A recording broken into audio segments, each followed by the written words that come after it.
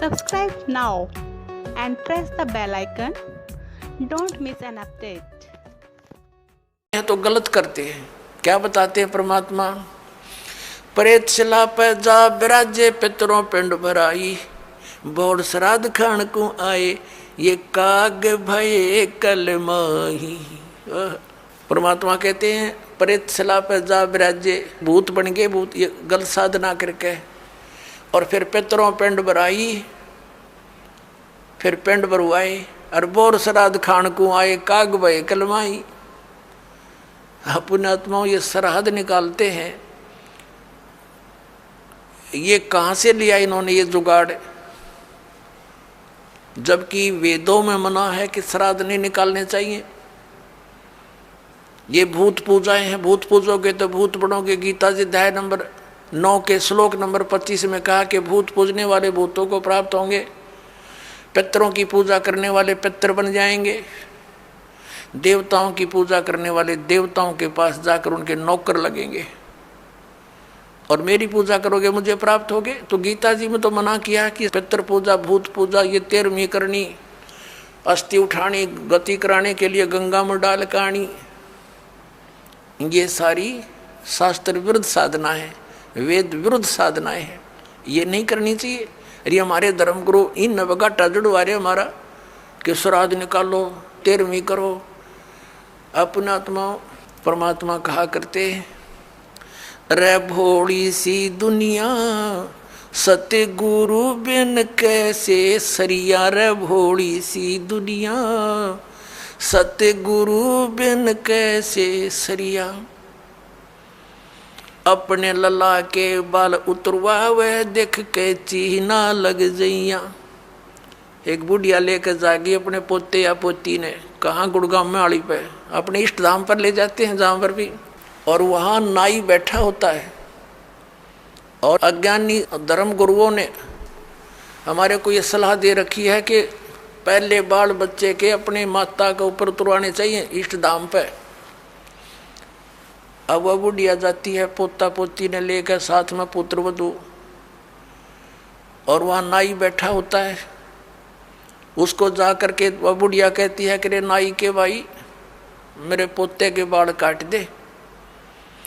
अब बाहर अगर 5 रुपया में काटता होगा ना नाई, उस इष्ट दाम पर 10 रुपये लेगा डबल। अब पता इसने मेरे बिना कोई काटनिया नहीं, इसके डबल तो लेगा। और फिर बुढ़िया न्यू कहेगी भाई काट दे जल्दी सी मोटे मोटे,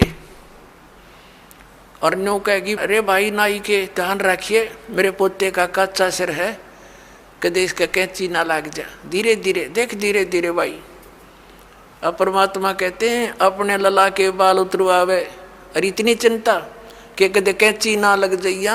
और एक बकरी का बच्चा लेके उसका गला कटैया, रे भोली सी दुनिया। वो भी तो किसी का बच्चा था जो तू बलि चढ़ाने जा रही है, और अपने बच्चे का इतना दर्द कैंची भी ना छू जा। परमात्मा कहा करते जैसा दर्द आपने हो ऐसा जान बिराने। अब फिर वो बाल लेकर बुढ़िया क्या करेगी? उसमें मंदिर में चढ़ावेगी भगवान की मूर्ति पे, और वो बूढ़ा पुजारी बैठा होता है, वो उसी से में उठा के उनने और एक थैले में डाल देगा बोरी में। और जब वह बोरी भर जाएगी श्याम ने, उसने उठा के कुरडिया पे फेंक आवेगा, और कौन सा बैंक में जमा कराओगा उसने, उसने बाहर फेंकने उठा के ने। तो परमात्मा कहते तुम यही कटाओ और इन्हें यही फेंक दो, इसका कोई यूज नहीं, मूर्ख बना रखा, तुम्हारे धंधा खोल रहे हैं लोग। अपने लला के बाल उतरवा वह देख कैंची ना लग जइया। एक बकरी का बच्चा लेके उसका गला कटैया, रे भोड़ी सी दुनिया सत्य गुरु बिन कैसे सरिया, रे भोड़ी सी दुनिया सत्य गुरु बिन कैसे सरिया। कच्चा पक्का भोजन बनावे फिर माता धोकने गैया। कच्चा पक्का भोजन बना के फिर माता धोकने गैया। उस माता ऊपर कुत्ता मुते वो क्यों ना मर गैया, रे भोड़ी सी दुनिया गुरु बिन कैसे सरिया, रे भोड़ी सी दुनिया गुरु बिन कैसे सरिया। अब हमारी दादी जी माता दुखवाया करती हमारे थे,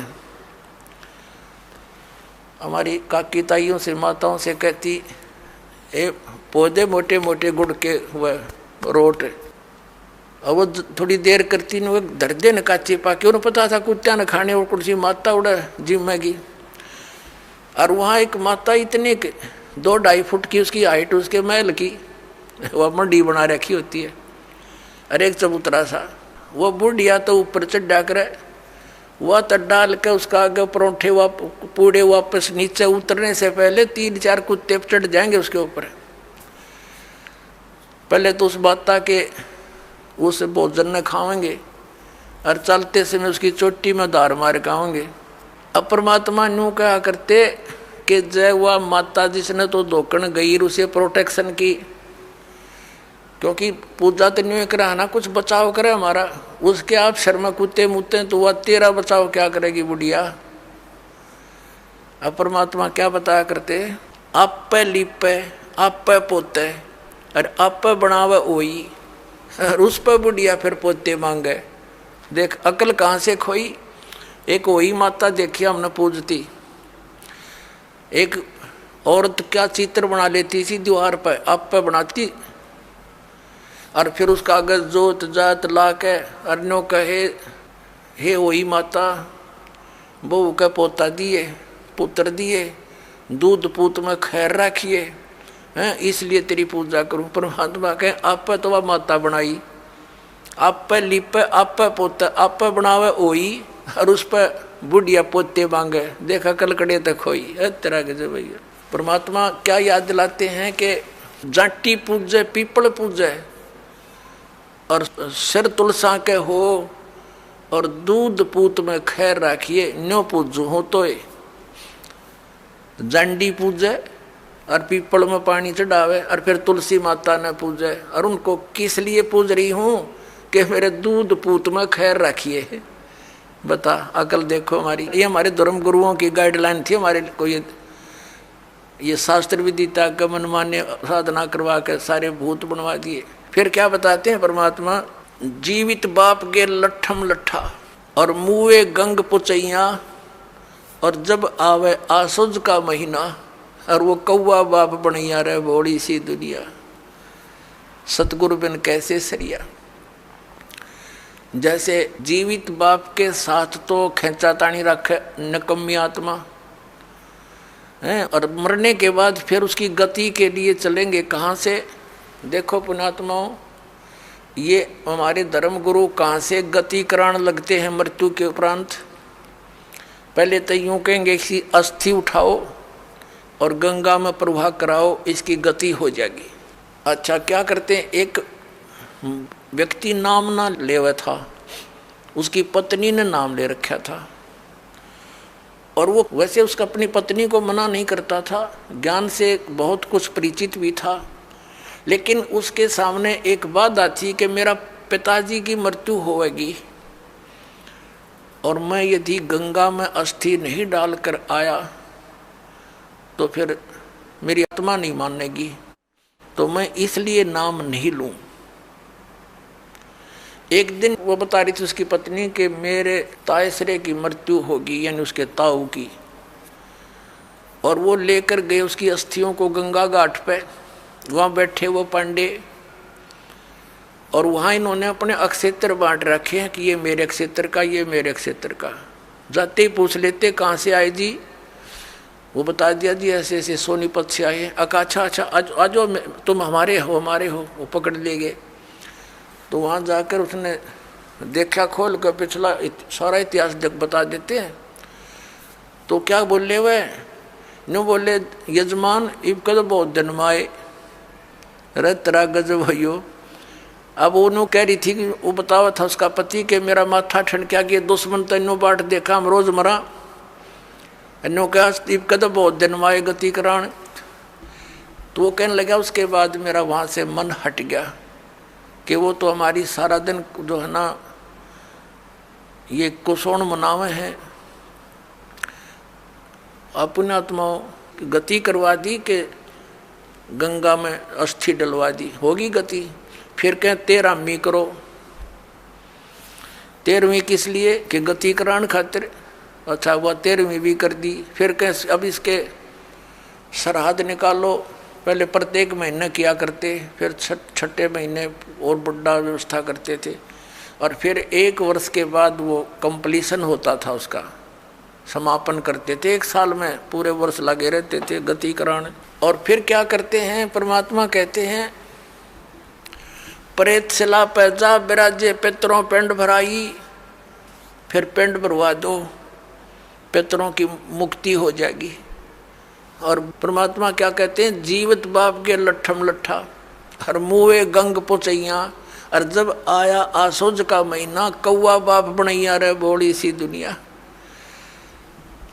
अब फिर आगे श्राद्ध के समय आसोज का महीना, तो जिस तिथि को कोई घर का सदस्य मृत्यु को प्राप्त होता है तो हमारे धर्म गुरु वो तिथि नोट कर लेते हैं। आसोज के महीने में अमावस्या से लेकर पूर्णमासी तक उस किसी भी तिथि को मृत्यु होती है तो उस दिन विशेष कार्यक्रम करते हैं, श्राद्ध निकालते हैं। और सबसे पहले क्या करते हैं, वो बना कर भोजन ऊपर रखते हैं छत पे, और उसी समय कौवे आकर खा जाते हैं। तो वो क्या कहते हैं हमारे धर्मगुरु, देखो भोग लग गए तेरे पिताजी, हो सकता कौआ बन रहे हो। अरे भले आदमियों, गति करान लागे थे, कौआ बना के छोड़ दिया। ये है इनके साधन। अब परमात्मा कहते हैं प्रेत शिला पैजा विराजे पितरों पिंड भराई। और बहुत श्राद्ध खान को आए, काग बने कलमाही। आगे क्या बताते हैं, जय सतगुरु की संगत करते सकल कर्म कट जाई। अमरपुरी पर आसन होते जहां धूप ना छाई। अब क्या बताते हैं, जय सतगुरु की संगत करते, सतगुरु मिल जाते तो ये सारे कर्मों तो पीछा छूट जाता, ना श्राद्ध निकालने, ना भूत बनना, ना कौवे और पशु की योनियों में जाना। और फिर क्या होता, अमरपुरी पर, अमरपुरी जिस स्थान का कभी नाश ना हो, सतलोक सनातन परम धाम की प्राप्ति हो जा, जब सतगुरु मिल जाए और ये झंझट मिट जा सारे। और ये हमारे गुरु जी धर्म गुरु ने कहा श्राद्ध तो अवश्य निकालना चाहिए। इन्हें तो हमारे कर्म बिगड़वाण का ठेका ले रखा था। पुण्यात्माओं, पवित्र हिंदू धर्म के जो सदग्रंथ हैं, पवित्र 4 वेद और पवित्र श्रीमद् भगवद गीता, और 5वां वेद जो परमात्मा कबीर जी की वाणी जो उनके मुख कमल से बोला गया, उसमें कंप्लीट ज्ञान है, सभी सदग्रंथों का सारांश है। वो तो इनके हाथ नहीं लगा, क्योंकि संस्कृत के ज्ञाताओं ने वो तो रिजेक्ट कर रखा था। कबीर साहब की वाणी तो एक अशिक्षित की वाणी है, इस करके वो हमारे तक नहीं आने दिया। तो इनमें जो